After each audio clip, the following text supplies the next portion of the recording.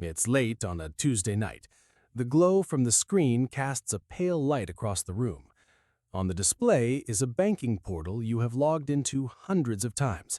You know the exact sequence of clicks by heart. You know the exact feeling in your chest when you look at the balance. But tonight is different.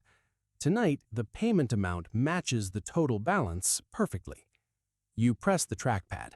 The page refreshes with a tiny spinning wheel. And then a new number appears, $0.00. You sit back in your chair, waiting for something to happen. You expect a rush of adrenaline. You expect fireworks, a profound sense of relief, or a physical weight lifting off your shoulders. Instead, the room is just quiet. Outside, a car drives by. The refrigerator keeps humming. The world hasn't changed at all. But over the next few weeks, something strange begins to happen.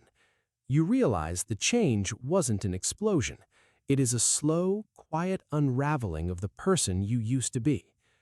For years, a subtle, invisible frequency has been playing in the background of your life.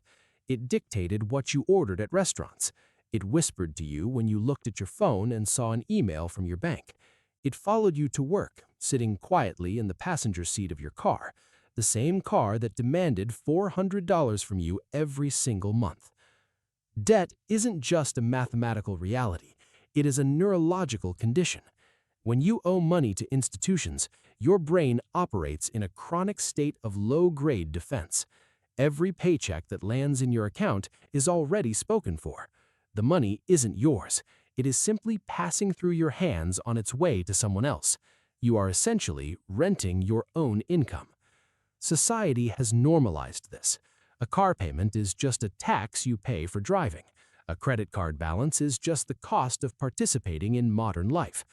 The average person walks around carrying tens of thousands of dollars in consumer obligations, entirely numb to the fact that they have sold their future labor at a premium. But when that balance hits zero, the noise stops. The first month of having no payments is disorienting. The direct deposit hits your checking account on a Friday. You log in a few days later, expecting the balance to be drained by the usual automatic withdrawals, the credit card minimum, the auto loan, the personal line of credit. But the money is still there. It sits there staring back at you. You actually feel a brief flash of panic. Did a payment fail to process? Are you going to get hit with a late fee? Your brain is so conditioned to the cycle of scarcity and extraction that abundance feels like a mistake.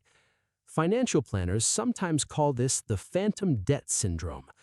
Long after an amputee loses a limb, they can still feel it itching. Long after the loans are gone, you still brace yourself for the financial blow that used to come on the 15th of every month. Once the disbelief fades, the great realignment begins. And it starts where you spend most of your waking hours, your job. When you are burdened by consumer debt, your relationship with your employer is fundamentally unbalanced. You need that paycheck not just to survive, but to keep the debt collectors away.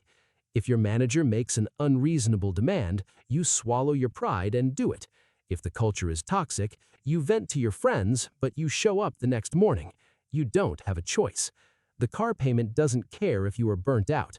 The credit card company doesn't care if you are miserable. Watch the posture of someone who owes nothing to anyone. The next time a stressful situation arises at work, a strange new feeling washes over you. You look around the conference room. You listen to the manufactured urgency, and you realize with absolute clarity, you don't actually have to be here. You aren't trapped. Your monthly overhead has shrunk to the bare minimum of shelter, food, and utilities. If you walked out the door today, the cash sitting in your bank account could float you for months. You don't become lazy. In fact, you might become better at your job. But you stop operating from a place of fear. You start speaking your mind. You push back on bad ideas. You negotiate harder because you are perfectly willing to walk away from the table. The power dynamic flips entirely. You realize that you never hated working. You hated feeling cornered. This quiet confidence bleeds into your relationships. Money is the silent friction in almost every household. It is the subtext of arguments about where to go for the holidays, what kind of groceries to buy, and whether the air conditioning is set too low. Debt creates a zero-sum game under your roof. Every dollar spent on something enjoyable feels like a dollar stolen from the debt payoff plan. It breeds guilt. Without the debt, the temperature in the room drops. The underlying panic that fueled those arguments evaporates. A broken water heater is no longer a devastating crisis that ruins the month. It is just a broken water heater. A flat tire doesn't require a frantic phone call and a shuffle of funds between accounts. It is simply an inconvenience. You begin to experience the world with a lowered heart rate. And then comes the phase where the math takes over. When you were in debt, you were on the wrong side of compound interest. You were paying an institution 15, 20, maybe 25% for the privilege of spending money you hadn't earned yet. You were pushing a boulder up a mountain, and the mountain kept getting steeper. Now, the cash flow that used to service that debt has nowhere to go.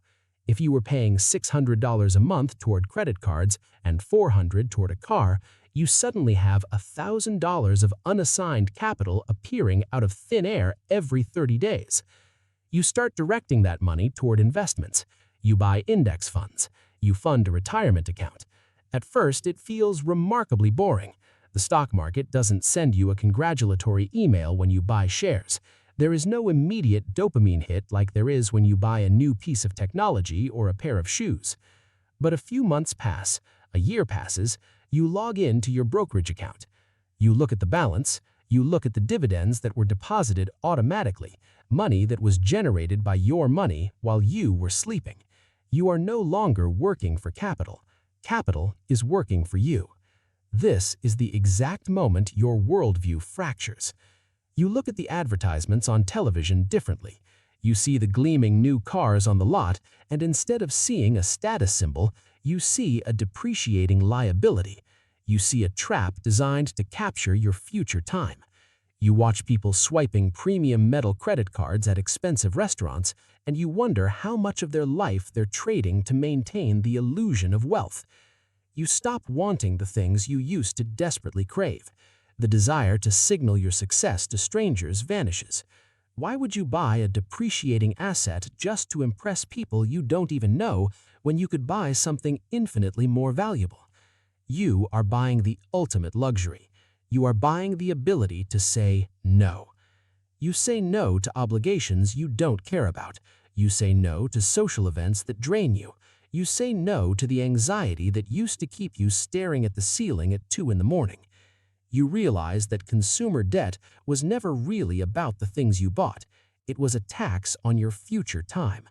Every time you swiped that card, you were promising a bank that you would wake up early, sit in traffic, and give your energy to an employer for a specific number of hours just to pay them back with interest.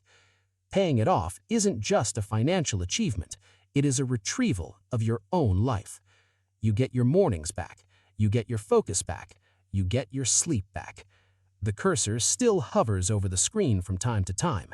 You still log in to the banking portal. But the numbers staring back at you are yours. The time is yours. The future, for the first time in a long time, belongs entirely to you.